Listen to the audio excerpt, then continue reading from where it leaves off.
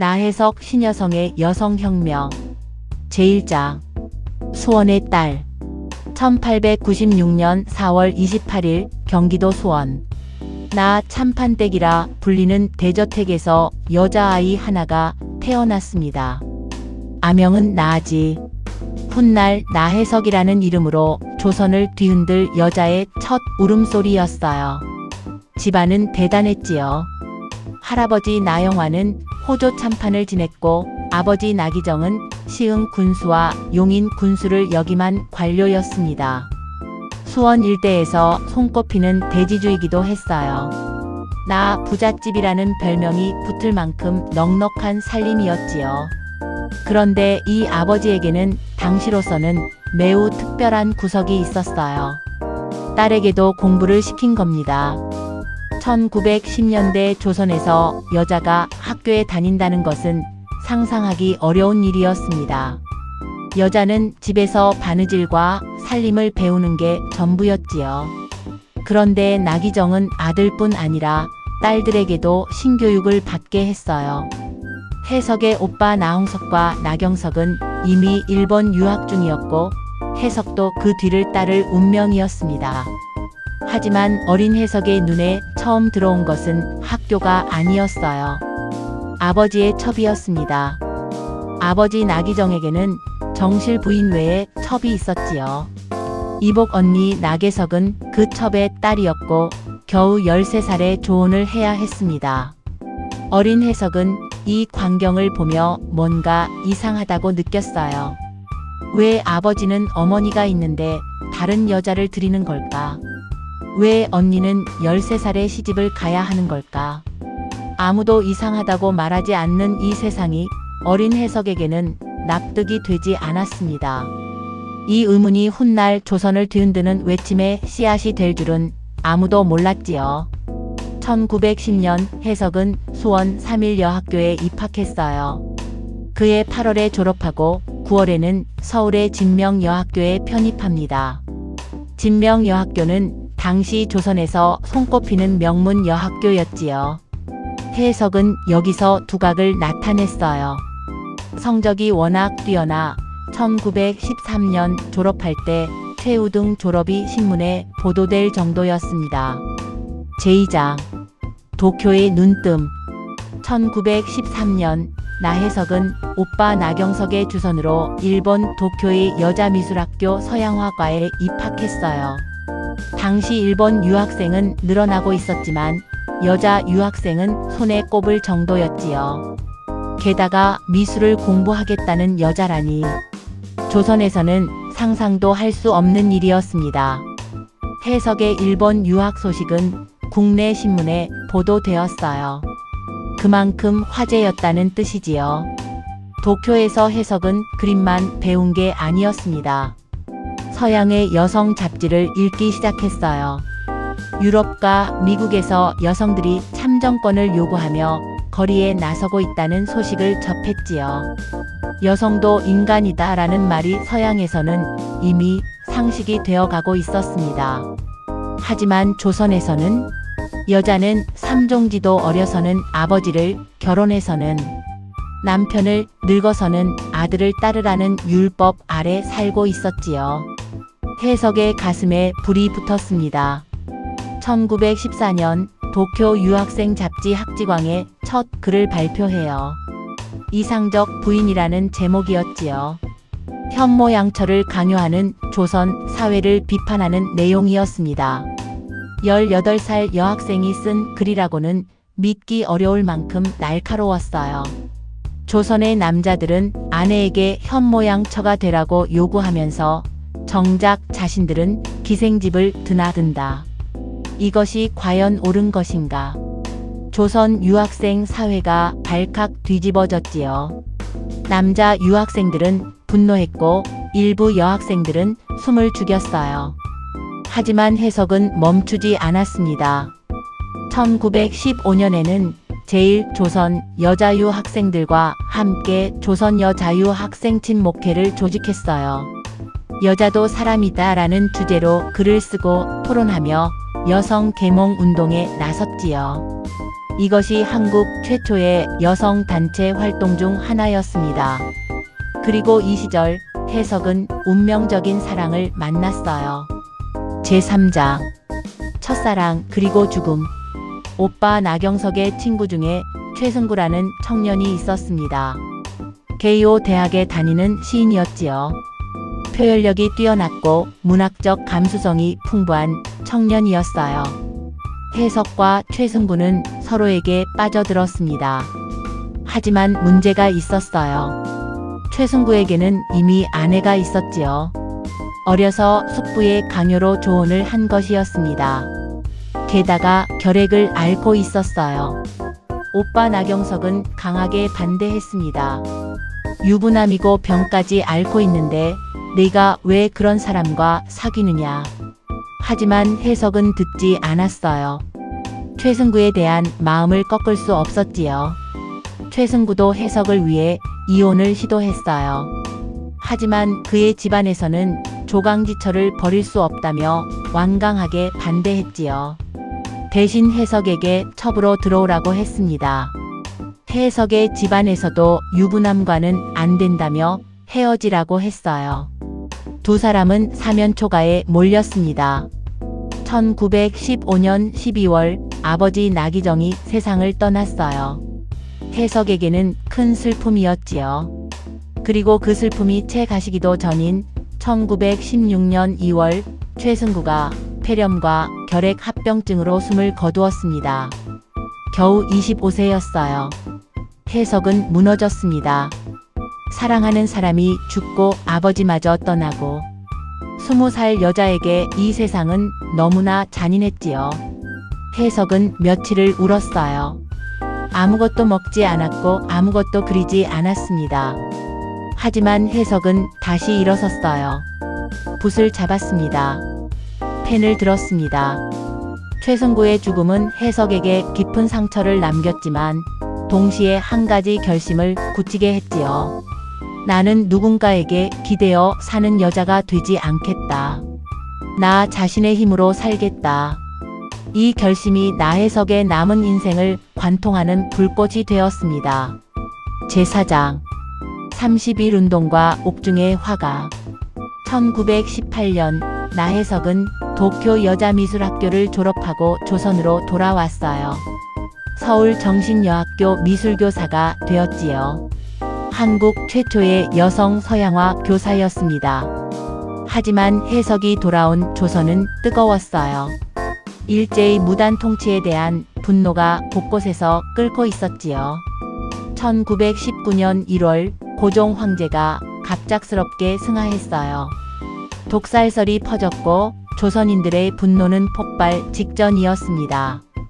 2월 도쿄에서 유학생들이 28 독립선언을 발표했어요. 그 소식이 조선에 전해지자 혜석의 가슴도 뛰기 시작했지요.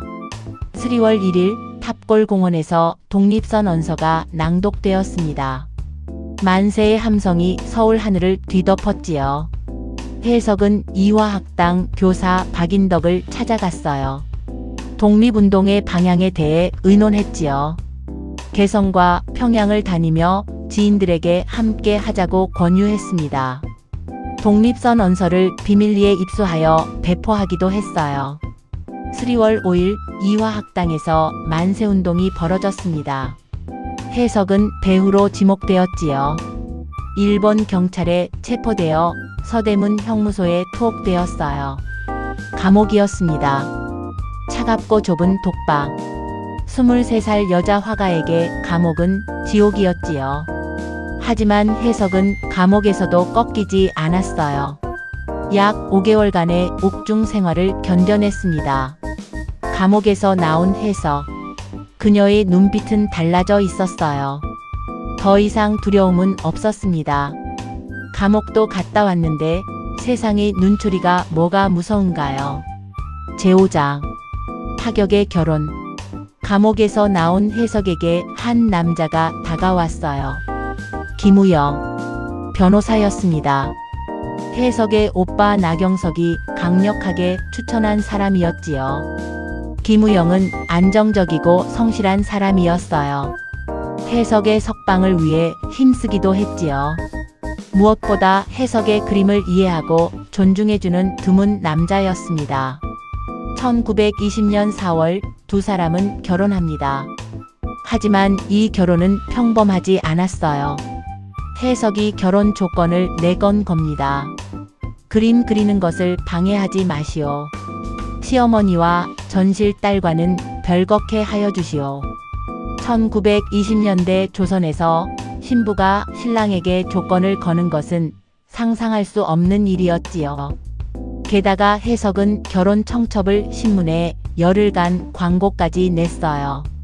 조선일보에 나해석 양과 김우영 씨의 결혼을 알립니다 라는 광고가 연일 실렸습니다. 장안이 떠들썩했지요. 저 여자는 도대체 뭐 하는 여자야? 사람들은 수군거렸지만 해석은 개의치 않았어요. 김우영은 해석의 조건을 모두 받아들였습니다. 그리고 이 약속을 지켰어요. 적어도 처음에는 제6장 만삭의 전시회. 결혼 후 해석의 창작열은 더욱 타올랐어요. 1921년 3월 서울 경성일보사 내청각에서 역사적인 전시회가 열렸습니다. 유화 70점. 한국 여성 최초의 서양화 개인전이었지요. 그런데 놀라운 점이 있었어요. 전시회를 연 해석은 만삭의 임산부였습니다. 전시회는 성공적이었어요. 조선 화단이 주목했고 신문에 크게 보도되었습니다. 한국 미술사의 새로운 장이 열린 순간이었지요.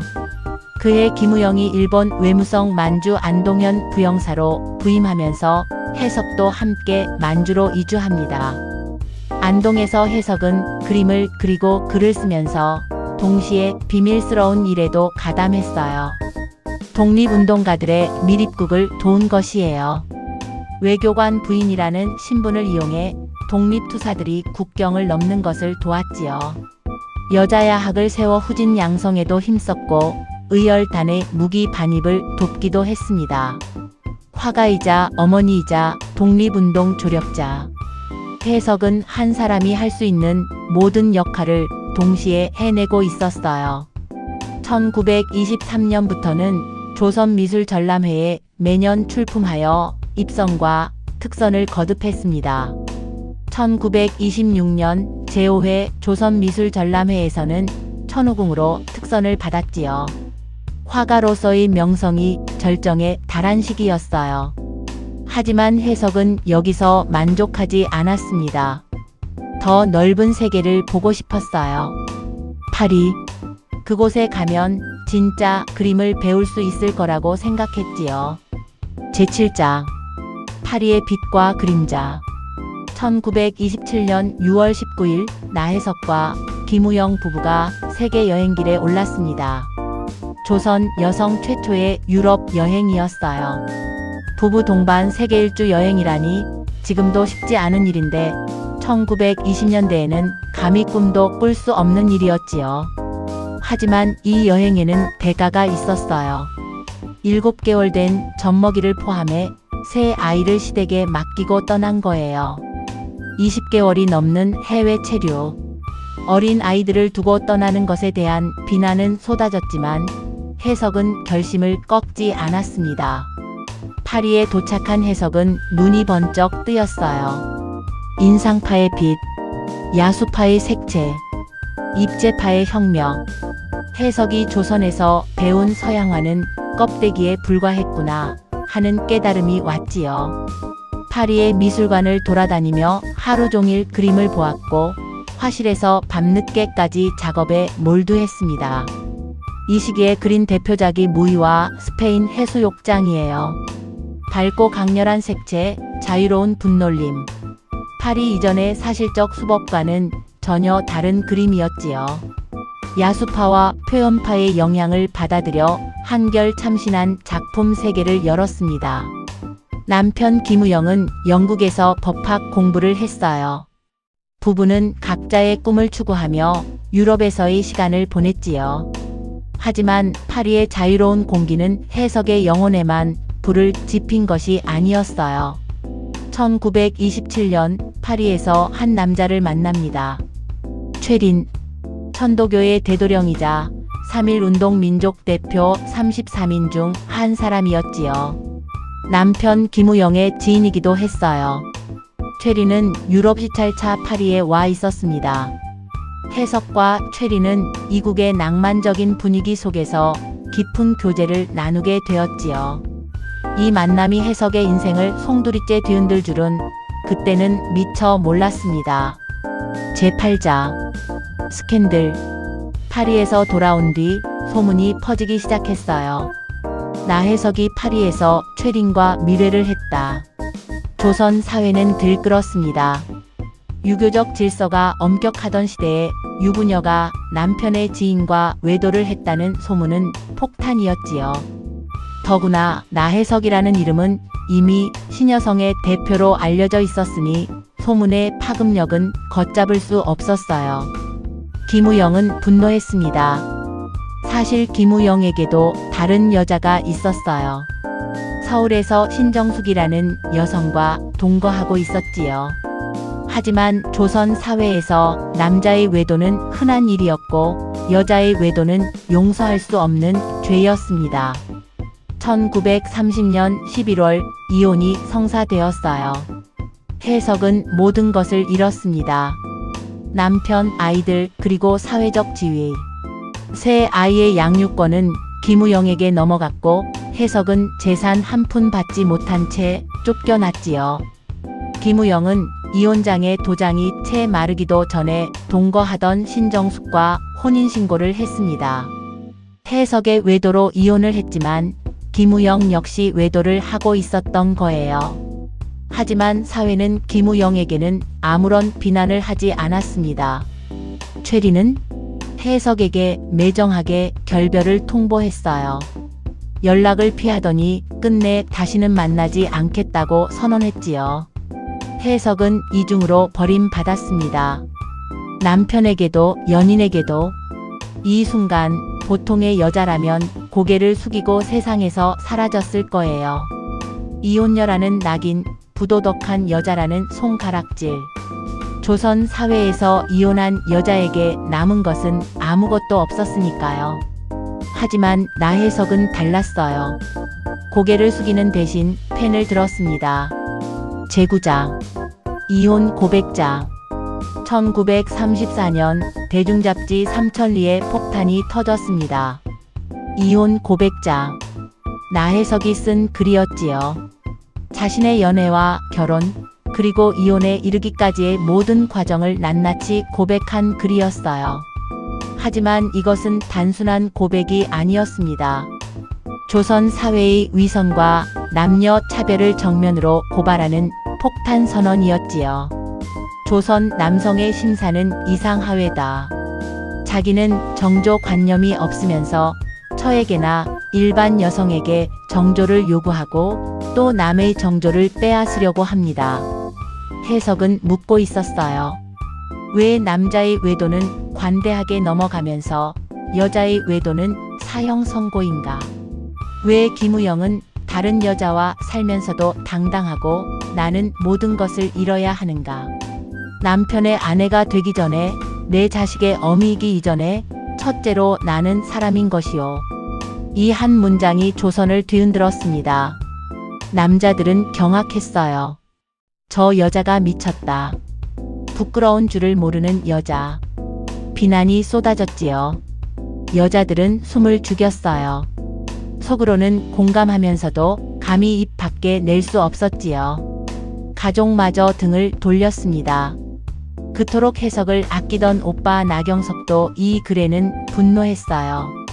왜 이런 글을 써서 집안을 망신시키느냐. 해석은 사면초가에 몰렸습니다.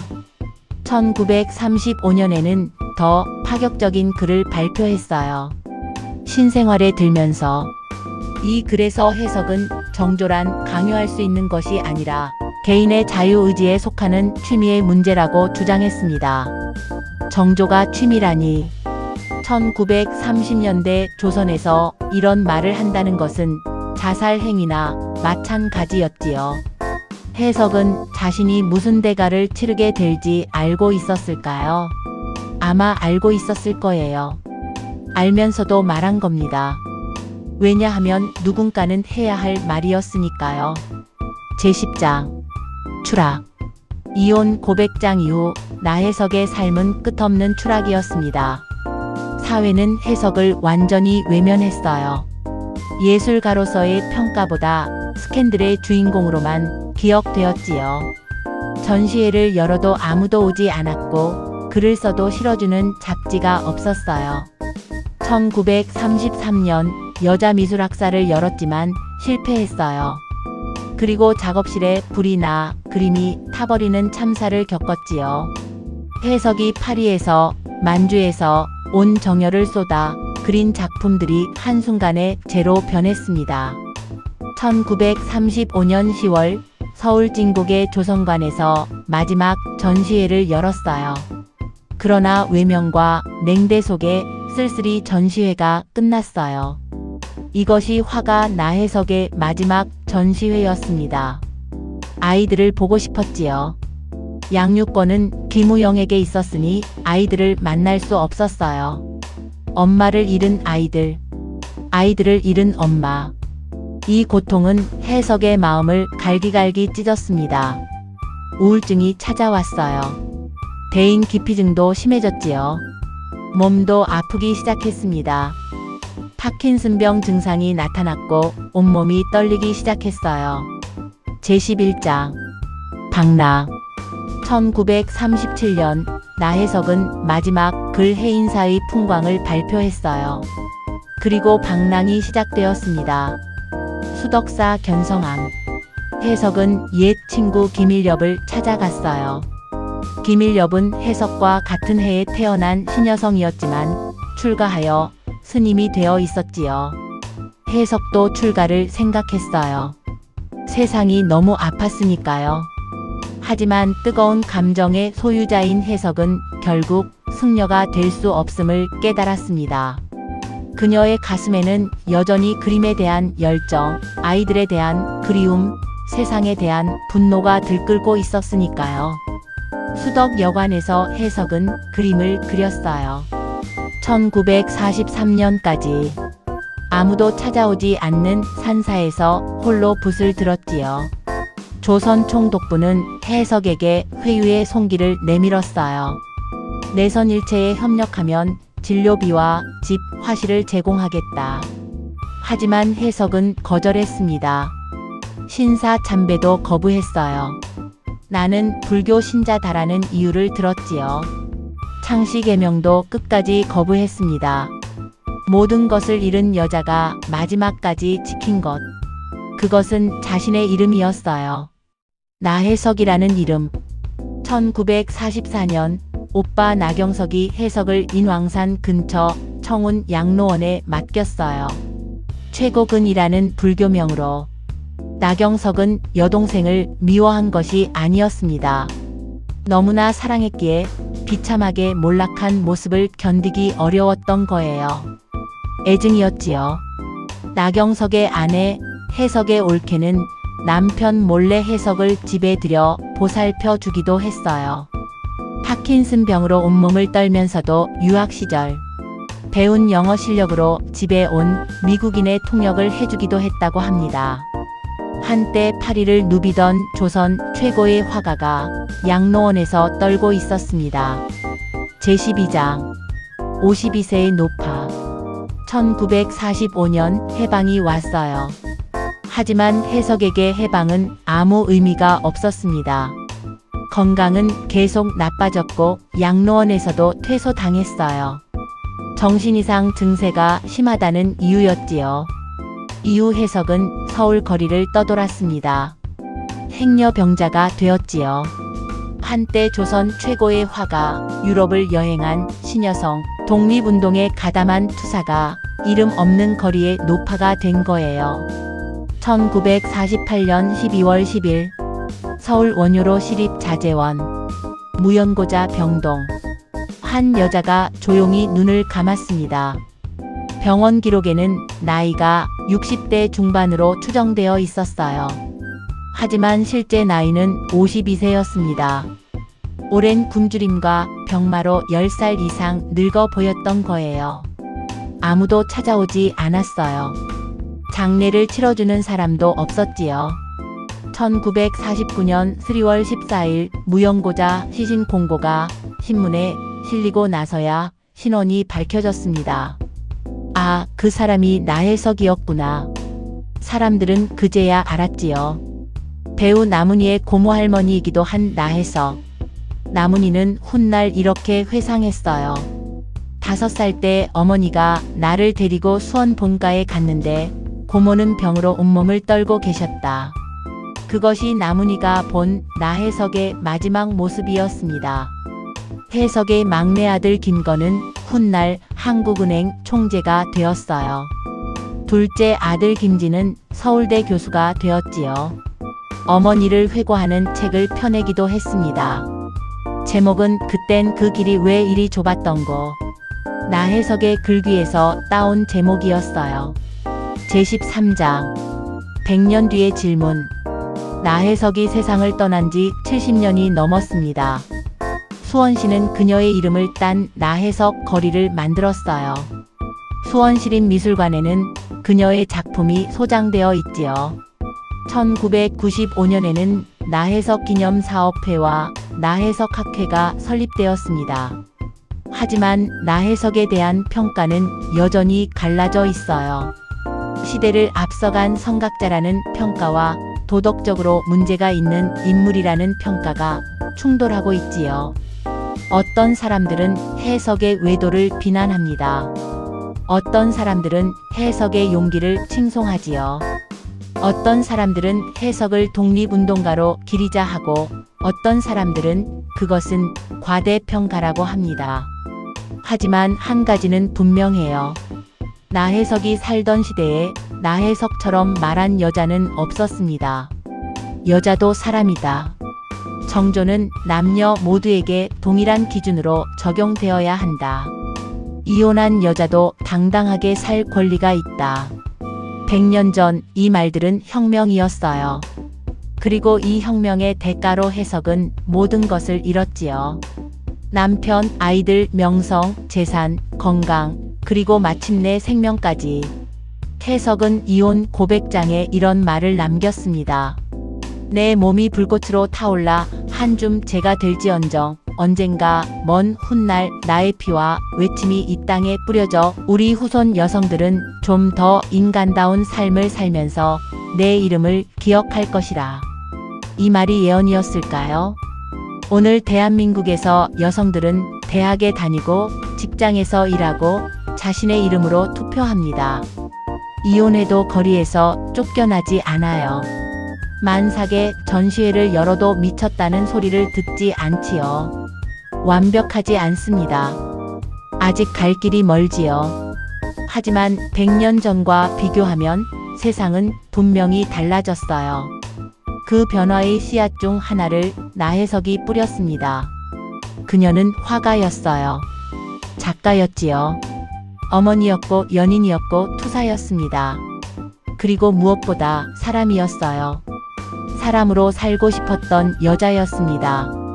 남편의 아내가 되기 전에, 내 자식의 어미이기 이전에 첫째로 나는 사람인 것이요. 나혜석. 1896년에 태어나 1948년에 죽은 이 여자를 기억해 주십시오. 그녀는 불꽃이었습니다. 스스로를 태워 어둠을 밝힌 불꽃이었지요. 그 불꽃이 남긴 빛은 100년이 지난 오늘도 우리 곁에 있습니다.